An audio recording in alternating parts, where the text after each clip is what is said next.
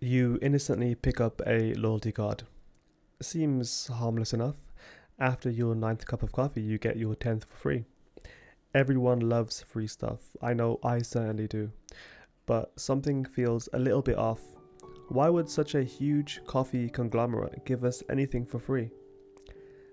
Actually, this coffee is delicious. What was I saying again?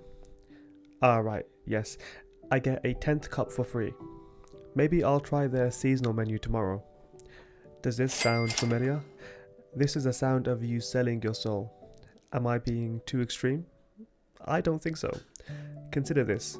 Person A loves coffee. They actually love coffee so much, it's a part of their morning ritual. But when offered loyalty cards, they decline.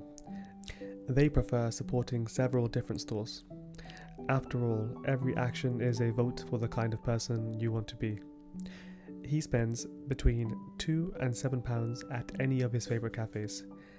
Every now and again, he opts to purchase some sweet treats too, though this is usually incentivized by his hunger.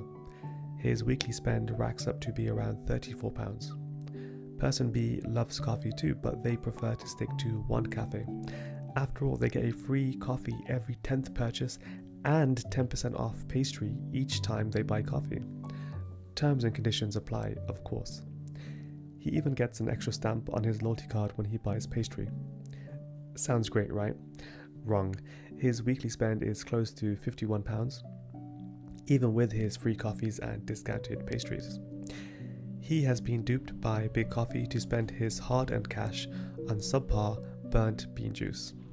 You might think I pulled these numbers out of thin air. Let's break it down. Person A. We know that he gets coffee every day, and on average, he gets a pastry twice a week. So on Monday, he spends £4, on Tuesday, £3, on Wednesday, £7, on Thursday, £6, on Friday, £4, on Saturday, £3.50, and Sunday, £6.50. Person B, we know this person gets coffee and a pastry every day because they get an extra stamp and it's 10% off. So on Monday they spend £8, on Tuesday £8, on Wednesday £7, on Thursday £8, on Friday £9, on Saturday £4 because the coffee's free, and on Sunday £7. So you've seen the numbers, but you can't possibly fall for such a tactic. This must be for people who don't look after their money. Think again. Do the following sound familiar? Interest-free purchases, Amazon Prime, employee benefits in lieu of actual money, New Year, New Me gym goals, phone contracts and bundles, not being subscribed to my YouTube channel. Humans are surprisingly bad at working with exponential numbers, and whilst these things don't always relate to exponential increase, the same principle applies. We see an immediate benefit and don't consider the strings attached to it. A perfect example are all the foreign English teachers in Korea. They would all brag about their free accommodation, getting paid just over minimum wage whilst their employer paid for their accommodation as part of their benefits package. In reality, their employers own the property and were using that as a way to pay their workers a lot less. Technically, they didn't own the property, but the South Korean system is complicated and out of the scope of this video.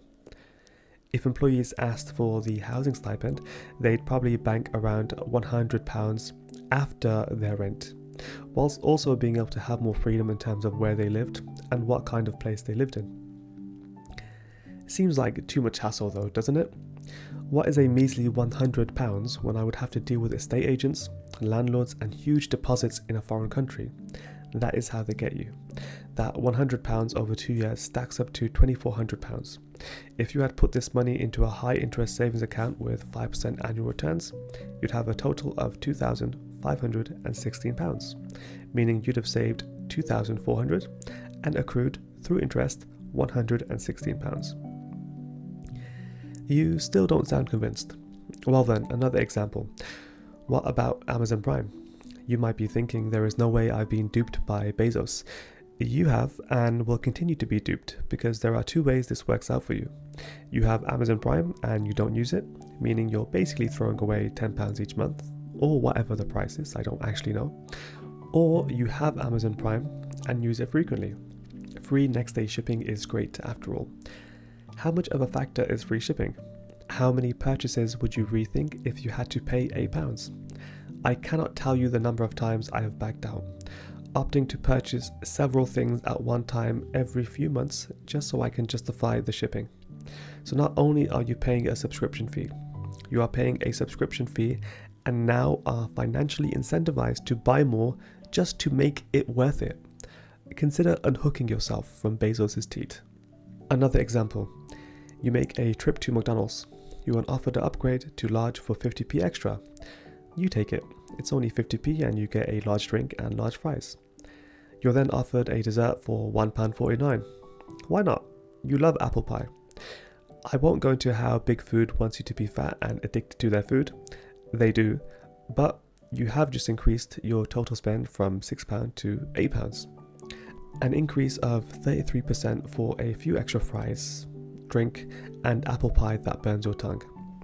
What's the point in living if you can't enjoy a large fries every now and again? Am I right? So let's run the numbers on two bigger purchases people tend to make in their lifetime: property and cars. Your original budget for a house was $200,000. This can get you a nice 2-bed terraced house in a decent area. You visit your mortgage advisor and you have an agreement in principle up to the sum of $220,000, a lot more than you were expecting. Your advisor tells you that a house at $220,000 will only increase your monthly payments by a measly £100. Seems innocent enough. You probably won't notice that sum and you'd love to buy a 3-bed terraced house instead. Assuming a 10% deposit and 4.5% interest rate, as well as being shackled to a 25-year term, the numbers look like this. The total paid on $200,000 is $300,000. The total paid on $220,000 is $330,000. If you had put the difference of 100 GBP into an index fund like the S&P 500 with an average annual return of 10%, you'd end up with £134,994.73. If that number seems too high, it isn't. That is how exponential numbers work. So what about cars? The difference here is much more insidious in my opinion. One of my personal goals for the future is to buy a Toyota Supra from a dealership. I personally want to be the one who knocks off 20% of the value by driving it off the dealership's lot. Call me a masochist if you'd like, I know it's insane.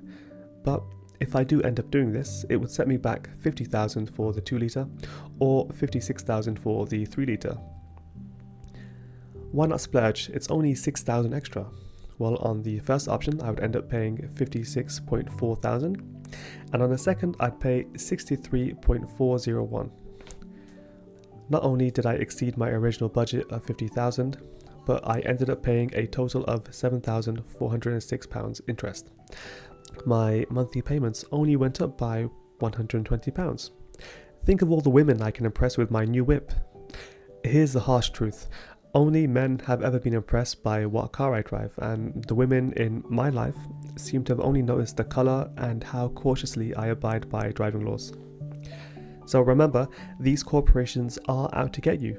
Do not fall for their tactics. I didn't actually expect to make this kind of video when I first started, but the more I wrote and the more I researched, the more infuriated I became.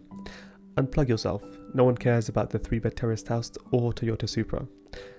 One way you can avoid this is by subscribing. I'll help you spot these types of tactics that are designed to keep you unhealthy, unhappy, and financially dependent on Big Daddy government.